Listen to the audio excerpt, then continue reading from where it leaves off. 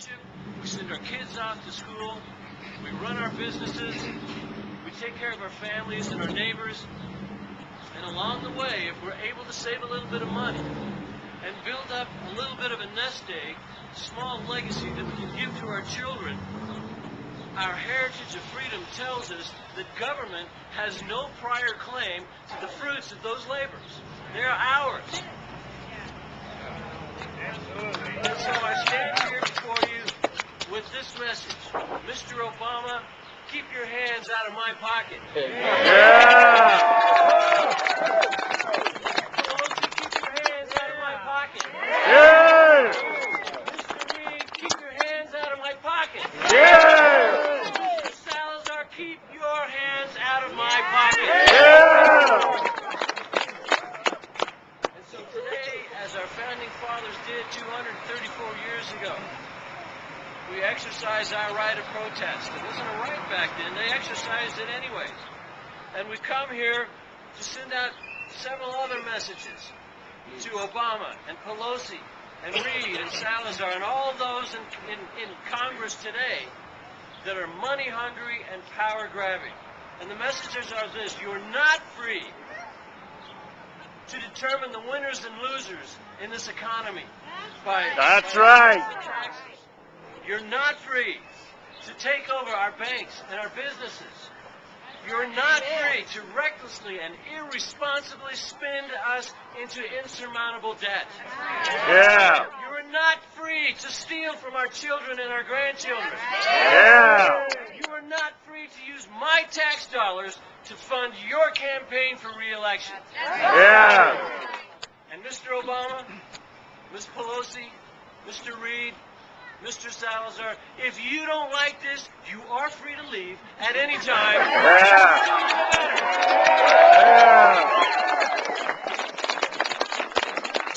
You know, yesterday, our Department of Homeland Security, our federal government, issued a report. This was not some underling talking off the cuff to a friend that was overheard by a reporter. This was a report issued by the Department of Homeland Security, Janet Napolitano, former governor of Arizona with the southern border on Mexico. And that report says to law enforcement, cautions law enforcement to be wary and to be on the lookout for radical right-wing extremists that are a danger to this country. Yeah, danger to freedom! Radical right-wing extremists that are a danger to this society. And you know, one of the parts of the definition that they give for a radical right-wing extremist is one who resists federal authority in support of state and local control. Yeah! That's our Constitution. This administration and our Department of Homeland Security has a real problem understanding what our Constitution provides. This is in direct contravention of the 10th Amendment, which reads as follows: the powers not delegated to the United States by the Constitution. Hold on a minute. What does that mean? It means that the federal government does not inherently have this power. The state! The power that the federal government has is power that you and I gave to it. Yeah! That's not what Obama, that's not what Pelosi, that's not what Napolitano believe. They believe that they are entitled to this power and that we should kowtow to them. The powers not delegated to the United States by the Constitution, nor prohibited by it to the states, are reserved to the states, respectively, or to the people.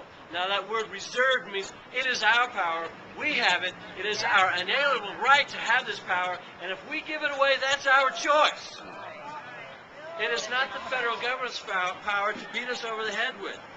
This simply means that all powers of the government were given to it by us.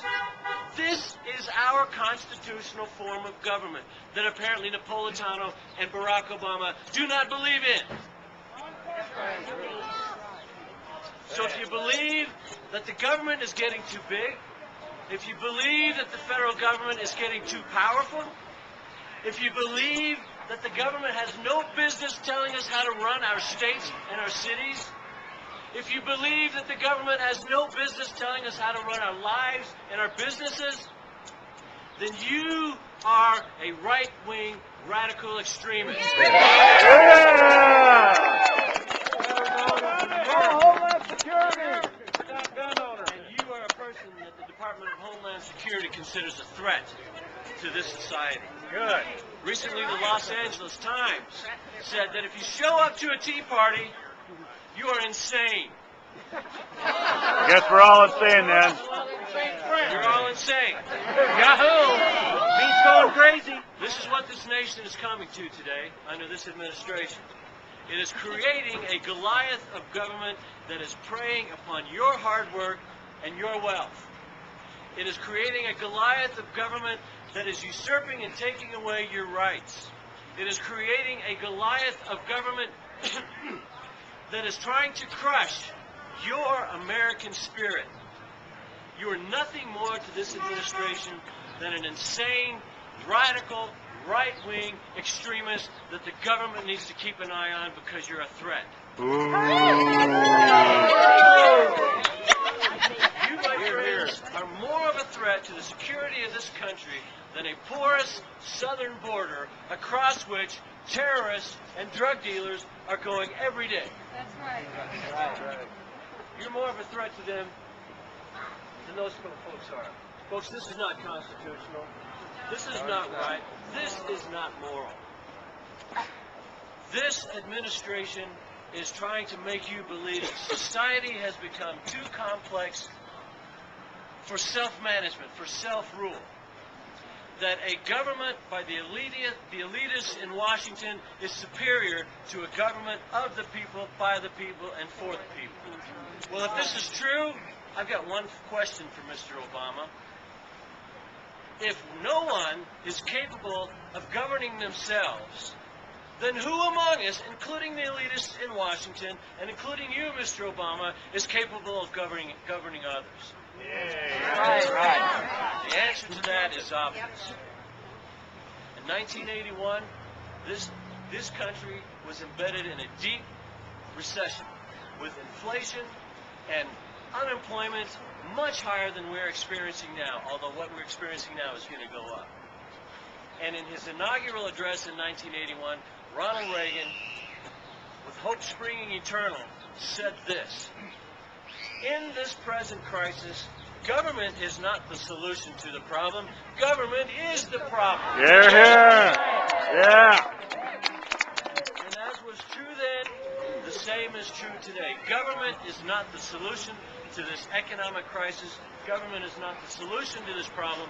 Government is the problem. Yeah. I refuse to accept the drift and decline of this great nation for a lack of moral authority in the White House and in Congress.